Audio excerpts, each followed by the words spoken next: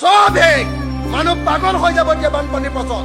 সব খতম 100 বছৰ 200 বছৰ যি ইনকাম কৰিছিলে সব শেষ হৈ গ'ল মানুহ পাগল হৈ গৈছে সব শেষ খতম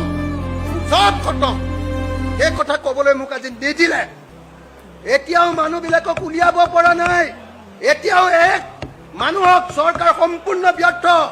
মানুহক এক টোপল পানী এক বটল পানী দিব পৰা নাই হয় এয়াৰ ড্ৰপিং কৰিব লাগে নহলে নাও দিব লাগে নাওই নাই নাগালেণ্ডত দিখৌ নদীৰ ওপৰত দিখৌ হাইড্ৰ পাৱাৰ প্ৰজেক্ট নামৰ 287 মেগাৱাটৰ এটা ডেম বনাই আছে 2024ৰ পৰা মই যেতিয়া ডেমৰ কথা কৈছিলো বোলে ক'ত ডেম আছে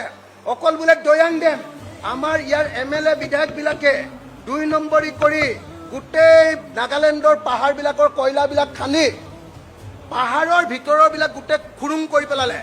ডাঙৰ ডাঙৰ এটা এটা পাহাৰৰ তলত হ্ৰদ হৈ আছে পানী জমা হৈ আছে বিহুবৰ য'ত আটাইতকৈ বেছি মানুহ মৰিছে তাতে আনি গোটেই কয়লাটো জমা কৰে প্ৰথমতে নাগালেণ্ডৰ পৰা কি তাতে নামেহি য'ত আজি 100 জন মানুহ হয়তো মৰিছে তাত বিহুবৰত চবে কৈ আছে যে ক্লাউড ব্ৰাষ্ট হৈছে মই আজি ডকুমেণ্ট লৈ আহিছিলো যে নাগালেণ্ডত দিখৌ নদীৰ ওপৰত